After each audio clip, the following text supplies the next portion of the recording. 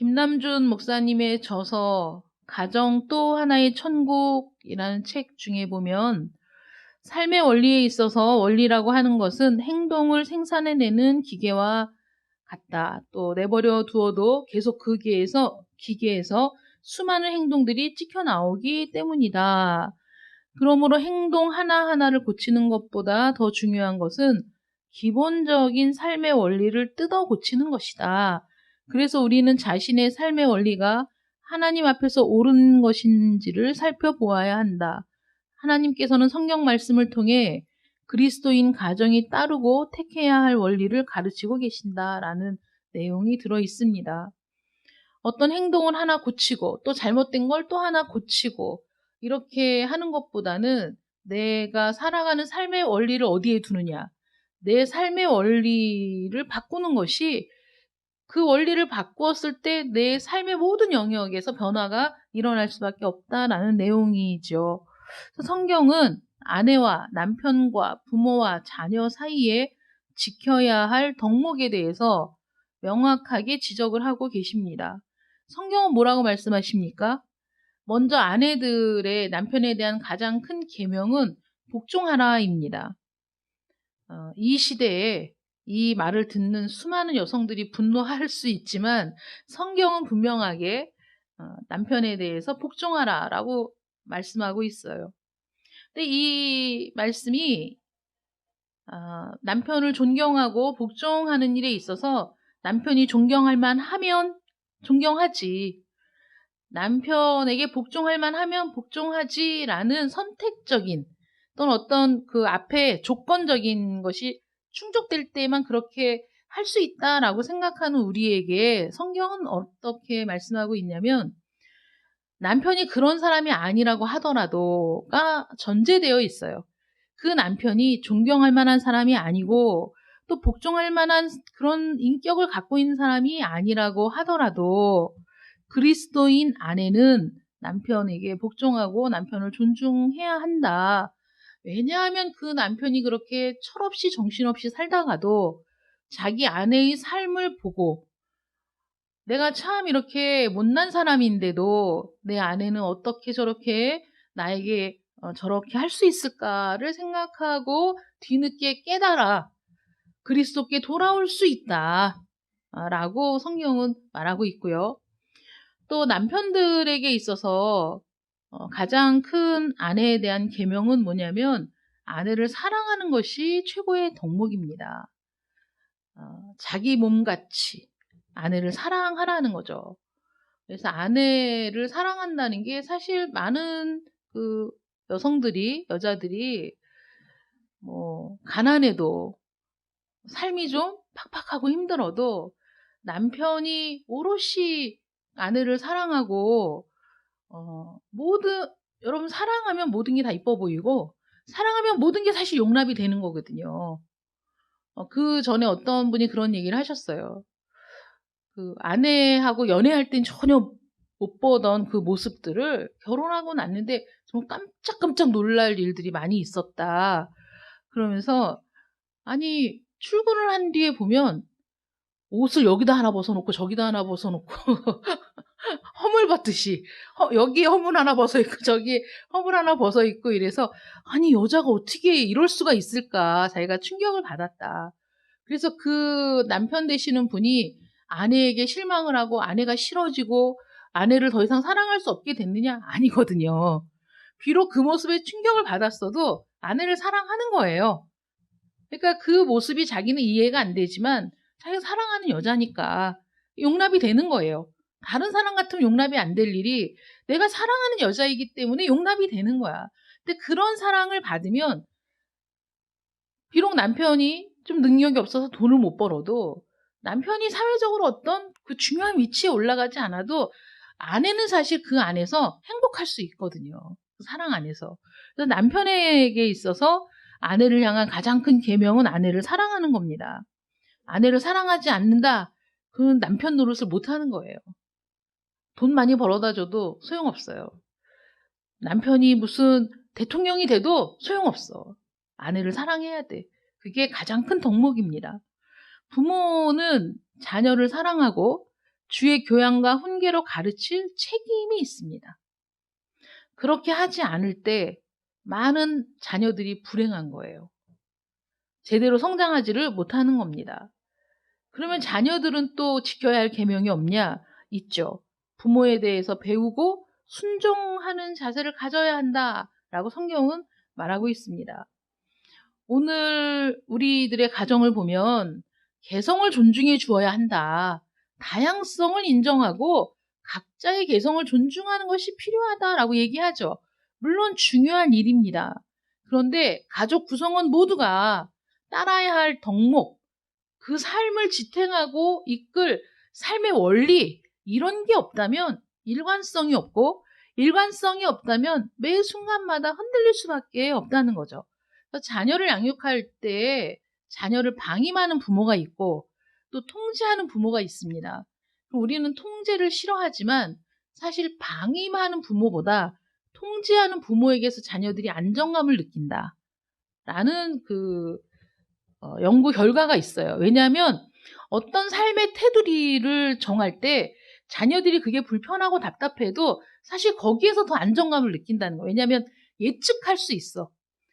부모가 어떤 통제를 하고 어떤 테두리를 설정했을 때 그것을 벗어나면 부모에게 꾸지람을 받죠. 그런데 그 통제를 따를 땐 편하네요. 그러니까 내가 부모의 통제가 싫지만 부모의 통제를 따를 때에는 편안하고 통제를 벗어났을 땐 부모에게 혼난다라는 일관적인 규칙이 있는데 방임형 부모는 그게 없는 거죠. 어디까지 자유로운가?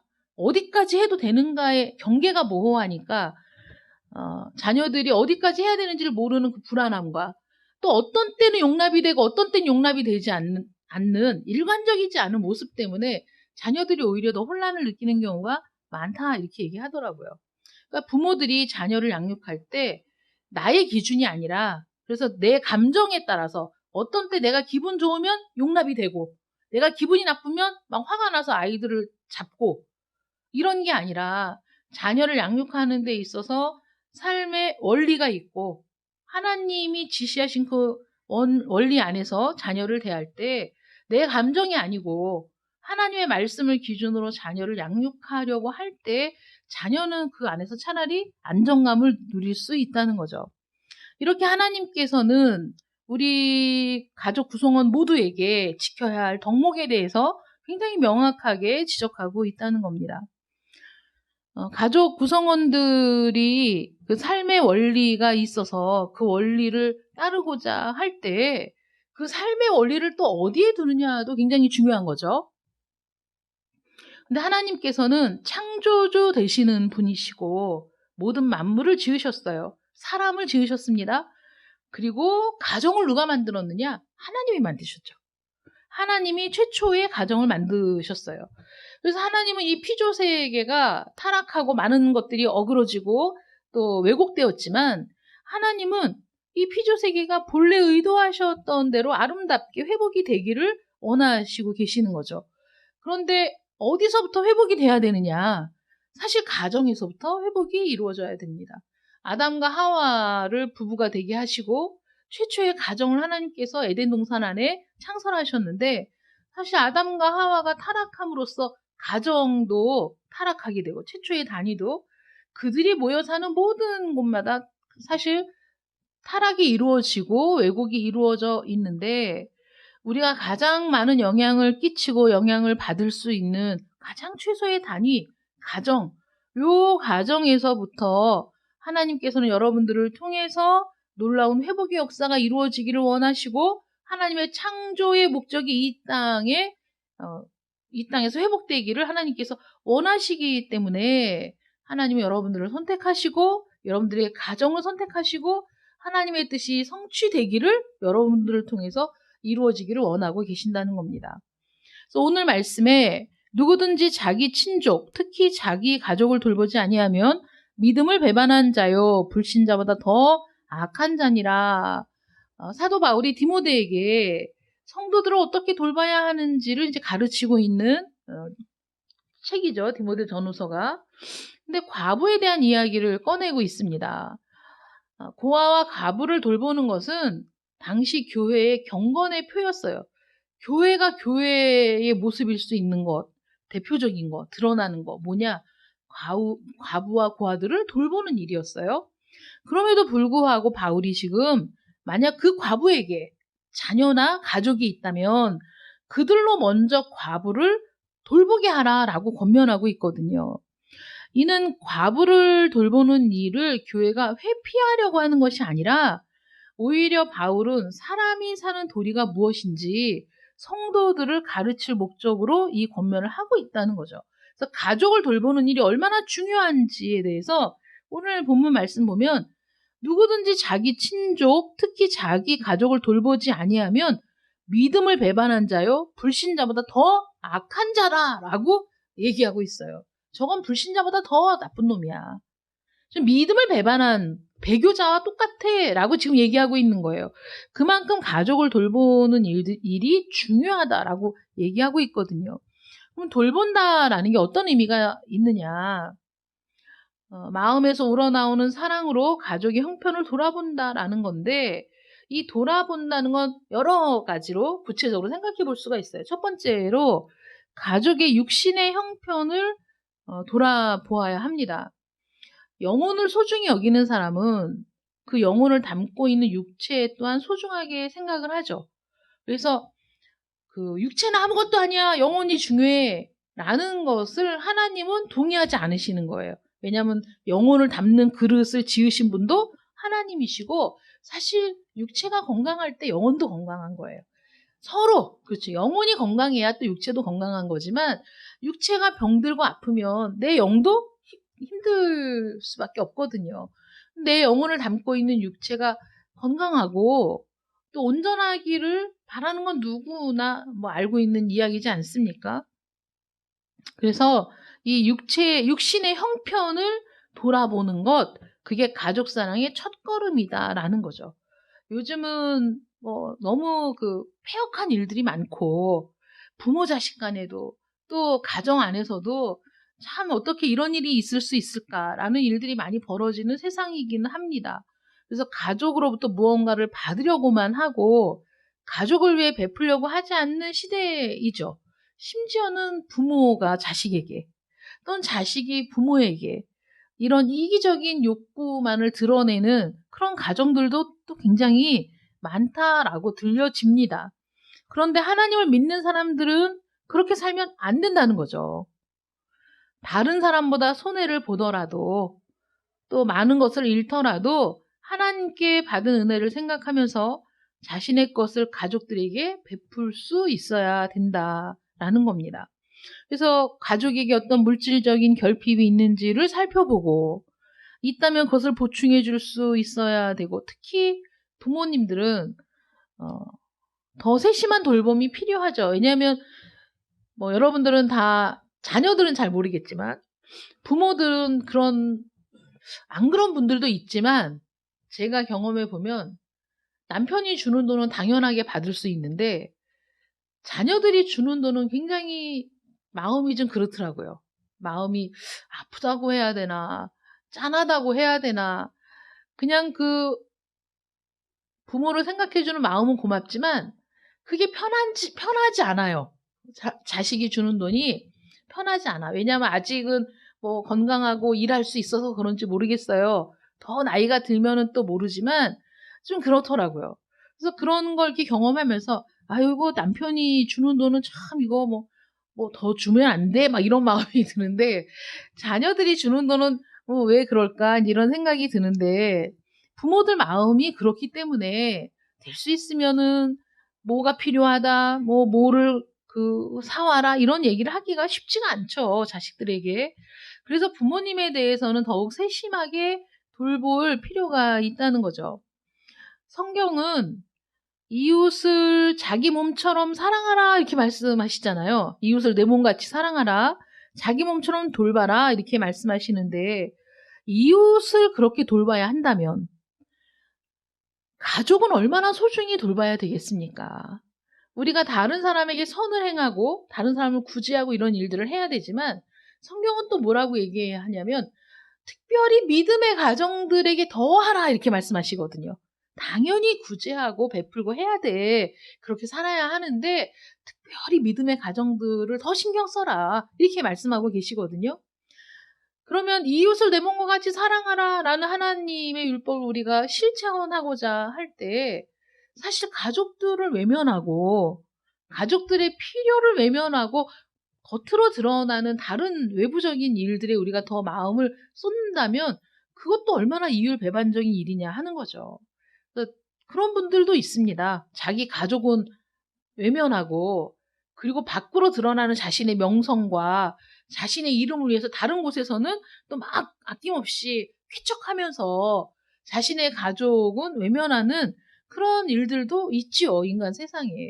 근데 하나님께서는 사실 가장 기본적인 단위가 가족이고 나에게 돌볼 책임이 있는 사람들을 외면한 채 다른 사람들을 하는 거 그거는 모순이라고 우리에게 말씀하시고 그것은 뭐 위선이라고 우리에게 말씀하시는 거죠. 그래서 가족을 돌아보아야 할 책임이 우리에게 있다. 특별히 육신의 형편을 우리가 돌아보아야 한다. 두 번째는 관계를 돌아봐야 합니다. 우리 가족과의 관계를 한번 돌아봐야 할 필요성이 있죠. 우리는 익숙한 대로 늘 흘러가요. 뭐 집에 가면 뭐 아이들이 있고 뭐 아내가 있고 출근하고 퇴근하고 이렇게 살다 보니까 그게 전부인 줄 알아. 그렇게 살면 되는 줄 알아. 많은 남편들이 나 열심히 일해서 월급 갖다 줬어. 내 할 일 다 했지. 이렇게 생각하는 분들이 많잖아요. 그러니까 어떤 감정적인 교류나 교제나 이런 게 전혀 없이 그저 나가서 열심히 일해서 월급 갖다 주면 내가 할 일 다 했다라는 생각으로 살던 분들이 나중에 은퇴하고 나서 가족과의 관계가 자녀들과의 관계가 너무 벌어져 있고 아내와의 관계도 너무 벌어져 있어서 은퇴 이후의 삶이 너무 괴롭고 그리고 관계를 다시 회복하려고 하니까 그것도 너무 어려워서 여러분 몇십 년을 안 했던 일을 나이가 들어서 무언가를 새로 시작하는 게 쉬운 일이 결코 아니죠. 그러다 보니까 겉돌게 되고 집에 있는 것도 편안하지가 않고 어디 밖에 나간다고 또 누가 좋아하나? 반겨줄 데도 없고 이러니까 참 노년이 은퇴 이후에 너무 외롭고 쓸쓸한 사람들이 또 많은 거예요.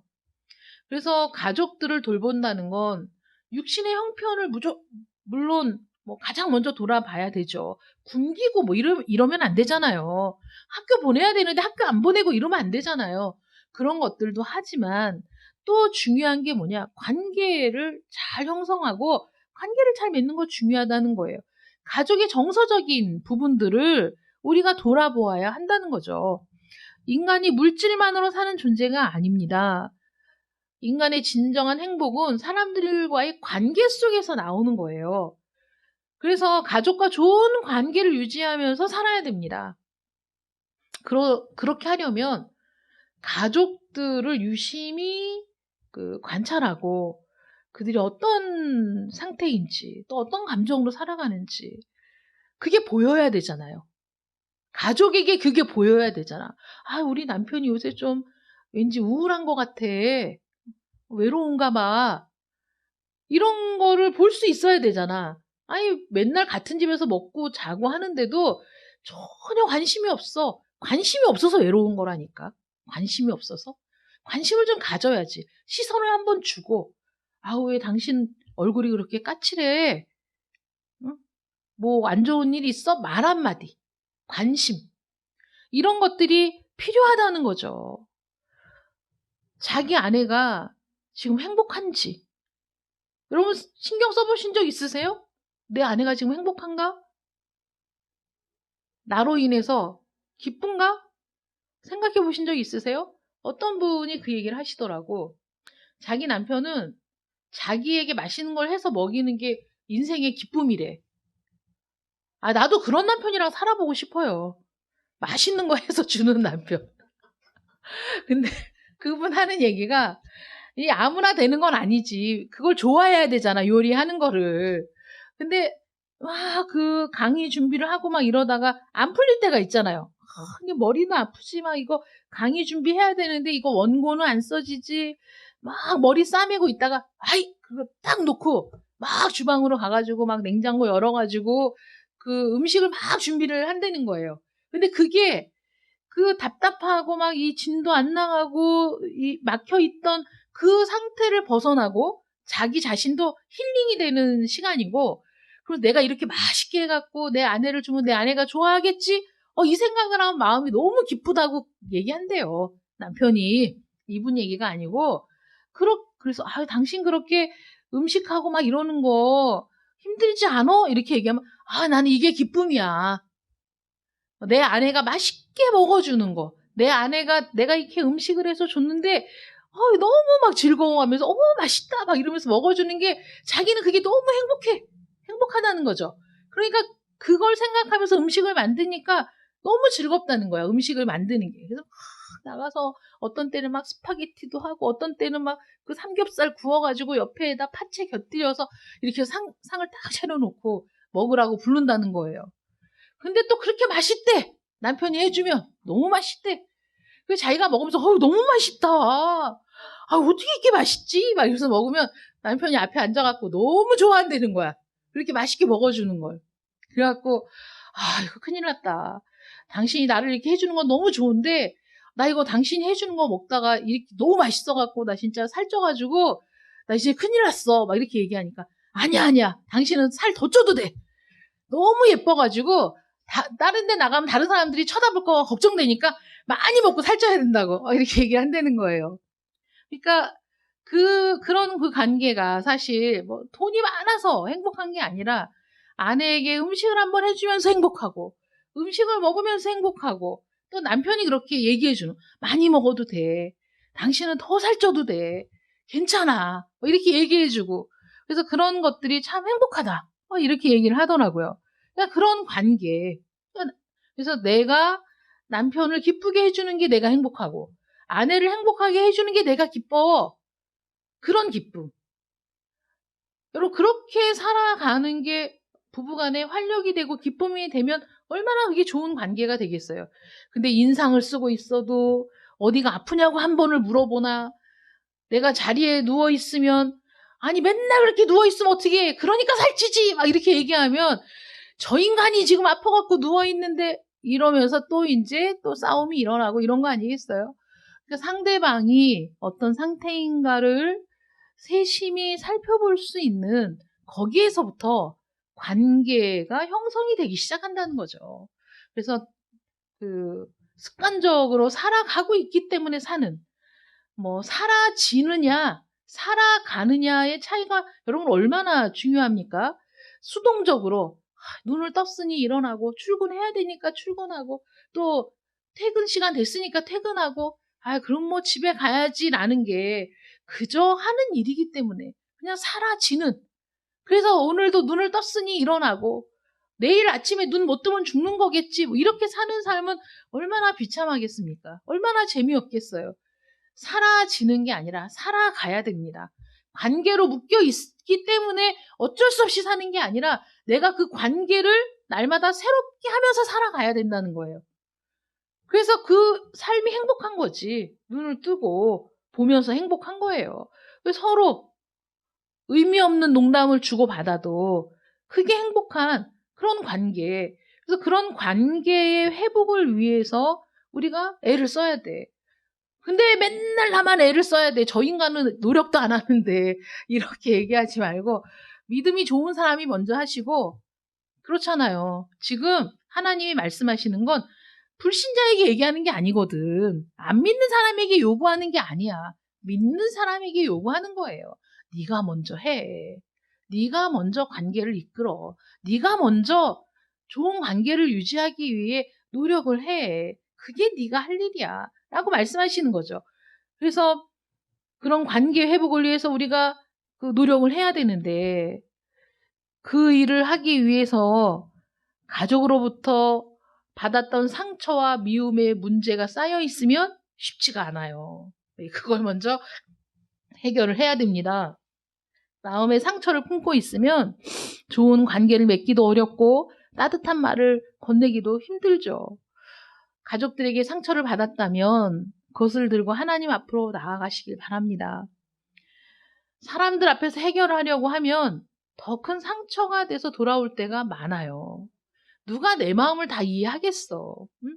그 순간순간 받았던 상처와 때로는 모멸감과 그걸 누가 다 이해할 수 있겠어요. 동변상련이라고 해도 그래도 다 몰라. 내 마음을 다 몰라. 상처받은 마음, 미워하는 마음, 원망하는 마음, 실망한 마음 다 하나님 앞에 쏟아놓고 하나님의 은혜로 마음의 상처를 해결받으시기를 간절히 우리가 기도해야 된다는 거예요. 이 나의 상처를 들고 하나님 앞에 나아가서 하나님의 은혜를 구하는 일은 나에게 상처를 준 가족을 위해서 하는 일이 아니라 나를 위해서 하는 일이에요. 마음에 상처를 품고 있으면 고달픈 건 나야. 내 마음이 편안하지 않거든. 부글부글 끓고 열받고 스트레스 받고 그러면 다 만사가 짜증나고 괴로운 거야 내 마음이. 상처와 미움은 그것을 준 사람이 아니라 그걸 품고 있는 사람의 영혼이 심각하게 피해가 와요. 그래서 하나님이 원수를 사랑하라고 한 거야. 미워하지 말라는 거야. 그 사람을 위해서? 아니지. 다 내 새끼가 더 중요한데, 내 자식이 더 소중한데, 야, 그래도 용서해. 그래도 사랑해. 마음에 품고 있지 마. 왜 그러겠어요? 내 자식 힘들까봐 그러는 거지. 하나님이 그렇게 말씀하시는 거라는 거죠. 그게 내 영혼이 사는 길이고 하나님의 은혜를 풍성히 누리는 길입니다. 어떤 때는 차라리 없었으면 좋았을 것을 이런 가족들도 있고 또 경제적인 손실을 너무 끼쳐가지고 진짜 꼴도 보기 싫은 가족도 있을 수 있죠. 있을 수 있습니다.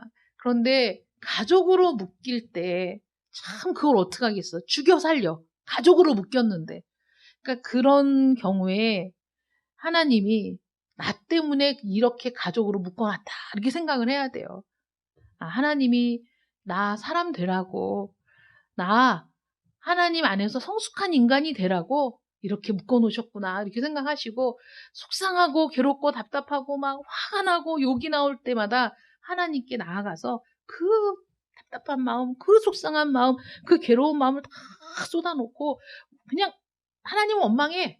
울고불고 어쩌자고 하나님은 이딴 인간을 만나게 하셔가지고 막 울어. 하나님의 은혜가 덮이면 나 때문이다 생각이 든다니까요. 나 때문이구나 이런 생각이 들어. 그러면서 그냥 불쌍해. 그 영혼이 불쌍하고 그러다 보면 또 사랑하는 마음이 생겨. 내 안에 있는 게 아니라 은혜로 그런 상태가 된다는 거죠. 세 번째로는 영혼을 돌아봐야 돼요. 우리가 아무리 좋은 관계를 맺고 행복하고 재밌게 살아도 우리의 가족이 예수님을 믿지 않으면 하나님을 믿지 않으면 그 영혼을 품고 기도해야 될 책임이 여러분들에게 있습니다. 함께 예배를 드리고 함께 예수 안에 있을 때 행복한 거예요. 시시때때로 예수를 전해야 됩니다. 그런데 가족을 전도하는 건 힘들어. 왜 힘들까요? 나를 너무 잘 알아. 내가 완벽한 인간이 아니거든. 내가 허물이 많아. 그러면 예수를 전하면 너나 잘해 이렇게 얘기하죠. 엄마나 잘해. 엄마는 맨날 나한테 승질내고 소리 지르고 이러면서 뭐 하나님은 사랑이다 이렇게 얘기하면 내가 그게 마음에 와 닿는 줄 알아? 막 이렇게 얘기하면 또 할 말이 없거든. 그냥 이렇게 입 밖으로 야 예수님 믿어야 되는데 하나님 믿어야 되는데 말을 하고 싶은데 내가 지은 죄가 있어서 말이 안 나와. 그러니까 가족에게 가까운 사람에게 전도하는 건 쉬운 일이 아닙니다. 차라리 나를 모르는 생판 모르는 남에게 전도하는 게 더 편해. 가족에게 전도하는 건 더 큰 노력과 헌신이 필요하죠. 그런데 가족들에게 전도하려고 애쓰고 노력하는 그 과정을 통해서 그리고 내가 화가 났지만 이 영혼을 하나님께로 전도해야 된다는 막중한 사명을 깨닫고 화 10번 낼 거 내가 5번 내는 거야. 속에서 미움이 부글부글 끓는데 하나님 앞에 확 쏟아놓고 이 영혼을 사랑하려고 애를 쓰는 거야. 그런 부침과 그런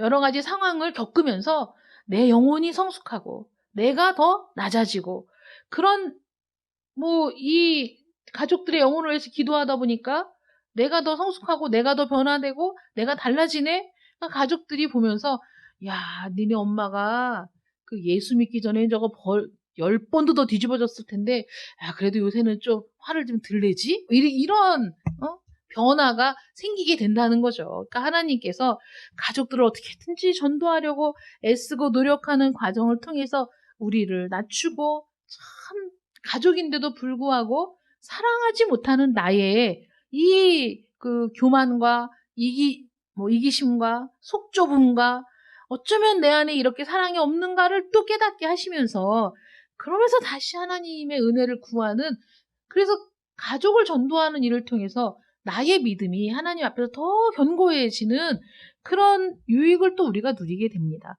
그런 변화를 통해서 결국은 가족을 전도할 수 있게 된다는 것을 여러분들이 믿으시기를 바랍니다. 그런 과정을 통해서, 야, 나는 정말 은혜 없이는 안 돼. 나는 은혜 없이는 나는 진짜 아무것도 못하는 사람이야. 이런 고백이 나오게 되는 거죠. 그래서 하나님의 은혜를 붙들어야만 하는 사람임을 다시 한번 깨닫게 된다는 거예요. 그래서 우리는 가족을 은혜 안에서 사랑해야 돼요. 내 힘으로 사랑하는 게 아닙니다. 우리 가족이 정말 함께하기 힘든 사람일 수 있어요. 정말 안 보고 살고 싶다라는 생각이 들 수 있습니다. 평생에 지워지지 않는 상처를 주었을 수 있어요. 그렇잖아요. 내가 진짜 내 아내라 말을 못해. 내 남편이라 말을 못해. 나 자식 일이라 말을 못해. 이런 소가리를 하는 사람들이 얼마나 많겠어요. 정말 내 가족이기 때문에 내가 참는 거야. 가족만 아니면 라고 생각이 드는 사람들이 있을 수 있죠. 누구한테 말도 못하고 벙어리 냉가슴 앓듯이 하는 그런 마음에 정말 지독한 상처를 준 그런 사람들이 가족으로 엮여 있을 수 있어요. 우리는 가장 사랑받아야 할 존재, 가장 가까운 존재에게 상처를 더 많이 받습니다. 왜냐하면 그런 관계여야 되는데 상처를 주거든. 그러니까 더 상처를 받아. 나에게 가장 큰 상처를 누가 주었냐? 가족이 준 거야. 그래서 그것 때문에 가슴에 고통을 안고 살아가는 사람들이 많이 있죠. 여러분, 부모에게 버림받은 아이들도 있잖아요. 자녀들에게 버림받은 부모들도 있죠. 가정의 달에 그런 여러 가지 결손 가정들, 그래서 누구에게도 고통을 호소하지 못하는, 그래서 가정의 달이 되면 교회 가기 싫고 어버이주일 가기 싫어, 어린이주일 가기 싫어, 이런 사람이 없겠습니까? 많이 있죠. 그런 가정들이 많이 있는데, 상처를 받아서 나도 정말 너무 괴롭고 힘든 그런 사람들이 너무 많은데, 여러분 그걸 한번 생각해 보세요. 우리 가정의 삶의 원리, 나의 삶의 원리를 하나님이 말씀하셨고, 우리는 하나님이 나에게 말씀하신 삶의 원리를 따라가고 그 가정의 원리를 따라가야 되잖아요. 그러면 가장 이상적인 모델은 누구일까요? 부모의 가장 이상적인 모델은 누구죠? 하나님이시죠. 자녀로서 가장 이상적인 모델을 제공하신 분은 누구십니까? 예수님이시죠. 하나님 같은 부모 있습니까? 없어요. 예수님 같은 아들이 있습니까? 없습니다. 우리는 다 허물이 많아요. 우리의 허물은 대물림이 됩니다. 여러분, 방임함으로 자녀를 기른 부모 밑에서 자녀들은 그 부모의 방임을 따라가는 자녀도 있고, 부모의 방임이 싫어서 반대로 나가는 아이가 있고, 정말 다양하게 자신의 삶을 통해 부모로부터 받은 영향을 드러내잖아요. 그러면 그것을 드러내는 자녀들이 부모가 됐을 때 그 밑에 자녀들도 또 마찬가지죠. 그래서 우리의 죄악은, 아담과 하와의 죄악은 가정을 병들게 했고, 그 가정에서 태어난 모든 자녀들은 그 부모의 어리석음과 부모의 불완전함 속에서 자신들이 받은 상처와 자신들이 받게 된 어떤 그 결손의 부분들을 또 다른 것으로 채워가면서 또 다른 왜곡을, 또 다른 부족함을 드러내는 부모가 될 수밖에 없고, 자녀들도 마찬가지일 수밖에 없는 겁니다. 그래서 이 세상은 죄악이 관영하고 이 세상은 그 죄로부터 자유롭지 않기 때문에 완벽한 부부가 없고 완벽한 부모가 없고 완벽한 자녀가 없는 거예요. 다 우리는 허물투성이의 사람들입니다. 그래서 부모가 자식을 버렸어. 그러면 그 부모에 대한 건전한 올바른 부모상을 확립하기가 어렵죠. 그리고 자식으로서도 어떻게 해야 되는지를 배우지 못할 수 있습니다. 이 세상에는 그렇다고 또 제대로 된 가정에서 태어났다고 또 잘 배우느냐? 이것도 아니거든요. 그래서 우리의 초점은 내가 부모를 공경해야 되지만 그 부모 위에 있는 가장 온전하신 하나님을 바라보고 그 하나님이 제시한 삶의 원리를 순종하기로 결단하고 그 길을 따라가는 거예요. 그래서 내가 내 자녀들에게는 내 부모의 모습을 투영하는 게 아니라 나에게 새롭게 삶의 지침을 내려주시고 삶의 원리를 깨닫게 하신 하나님의 은혜가 내 자녀들에게 비춰지고 보여지게 그런 부모가 돼야 되는 거예요. 그래서 부모를 원망하고 부모에 대한 미움과 혐오를 가지고 가정을 이루는 게 아니라 비록 내 육신의 부모는 나에게 심각한 결손을 끼치고 또 부모의 사랑을 받지 못한 자녀로 내가 살아갈 수밖에 없었다고 하더라도 그럼에도 불구하고 나를 사랑하사 자기 아들을 내어주신 하나님의 그 은혜와 사랑을 만났을 때 그때 내 결손이 채워지고 내가 회복이 되면서 내가 그때 그 하나님을 통하여 내가 더 건강한 부모가 될 수 있는 겁니다. 자녀의 입장에서도 마찬가지죠. 내가 부족한 부모, 또 실수가 있는 부모, 완벽하지 않은 부모를 바라보면서 내가 어떻게 100% 존경하고 100% 사랑하고 할 수 있겠어요? 나는 부족해서 그게 안 되지. 안 되는데 우리는 예수 그리스도를 보는 겁니다. 예수님이 이 땅에 오셔서 나는 내가 하고 싶은 말을 한 게 아니다. 나는 내 의지로 내 말을 한 게 아니야. 나는 하나님께서 주신 말을 했다라고 얘기하시면서 태어나면서 다시 하나님께 돌아갈 때까지 철두철미하게 하나님의 말씀에 순종함으로 살아간 그 본을 보이신 우리 주님이시잖아요. 그 주님을 보면서 내 육신의 부모에게 순종하기를 배우는 거예요. 가장 완벽한 부모이신 우리 하나님과 가장 완벽한 아들이었던 예수 그리스도가 우리 삶의 롤 모델이 돼야 되고 그분이 우리에게 말씀하신 삶의 원리를 우리가 지키며 살아가는 것이 우리가 마땅히 살아가야 할 은혜라는 것이죠. 그래서 우리는 날마다 은혜를 구해야 돼요. 가족을 사랑하는 것도 내 힘으로 안 되는 겁니다. 내 힘으로 가족을 돌아보는 게 아니라 하나님의 은혜가 충만할 때 그때 비로소 우리는 가족의 형편과 그들의 영혼과 그들의 관계 속에서 하나님의 뜻이 성취되고 이루어져서 가정이 회복되는 기적을 경험하게 될 줄 믿으시기 바랍니다. 그래서 여러분들은 가족 사랑을 통해서 가족 구성원들을 하나님께로 인도하는 선한 도구가 되시기를 축원합니다. 우리 그리스도인들은 악하다라는 평가보다 착하다라는 인상을 주어야 돼요.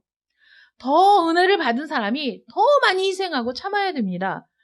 내 한 번의 희생이 야, 나는 진짜 너에게 순종하기 싫은데 너를 사랑하기 싫은데 희생하기 싫은데 너를 하나님 믿게 하려고 억지로 하는 거야. 그런 마음이 아니라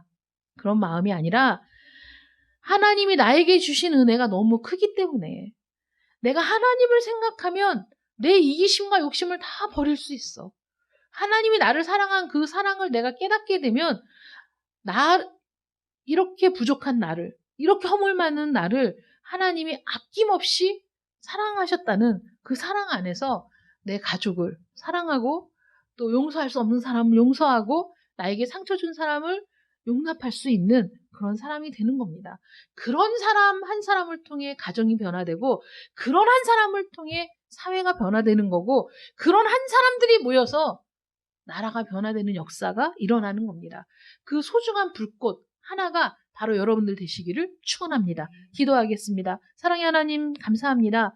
너희는 세상의 빛이라 산 위에 있는 동네가 숨겨지지 못할 것이요. 우리에게 말씀하셨습니다. 우리는 예수 그리스도를 통해 빛 되었습니다. 소금 되었습니다. 우리가 있는 곳마다 빛이 드러나고 소금의 역할이 드러나서 하나님의 영광을 드러내는 존재가 되기를 간절히 원합니다. 내가 그렇게 하나님의 은혜를 입었기에, 하나님의 사랑을 입었기에 그 은혜를 가지고, 그 사랑을 가지고 다른 사람을 품으며 용납하며 존중하며 사랑하는 자로 살아갈 수 있도록 도와주시고, 우리의 그러한 은혜가, 사랑이, 용납이, 오래 참음이 우리 가정을 변화시키고 또 이 사회를 변화시키며 나아가 이 나라 민족을 변화시키는 소중한 작은 불꽃들이 되어 하나님 나라가 점점 더 확장되는 일에 쓰임받는 우리 모두가 되게 하여 주시옵소서. 우리 오직 예수교회 모든 가정들마다 하나님께서 온전히 치유하여 주시고 하나 되게 하여 주시어서 하나님의 은혜 가운데 복된 가정을 이루어갈 수 있도록 하나님 은혜 더하실 줄 믿사옵고 예수님의 이름으로 기도드립니다. 아멘.